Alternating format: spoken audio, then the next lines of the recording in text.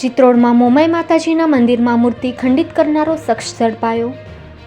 મૂર્તિ ખંડિત કરનારો શખ્સ ચિત્રોડનો નીકળ્યો.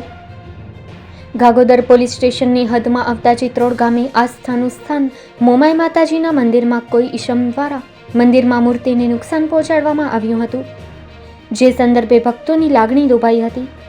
પોલીસે તાત્કાલિક તપાસ આરંભી રાપર તાલુકાના ચિત્રોડના સાલાણીવાસમાં રહેતા 21 વર્ષીય પ્રભુ ઉર્ફે મિથુન ધનજીભાઈ ઉર્ફે રાયધણભાઈ બારસણિયા વાલ્મીકીને પકડી પાડી કાયદેસરની ઇન્ડિયન પિનલ કોડ 295, 441 મુજબ કાર્યવાહી કરી આગળની તપાસ આરંભી છે. આ કામગીરીમાં ગાગોદર પીએસઆઈ વીપી આહિર સહિત સ્ટાફ જોડાયું હતું.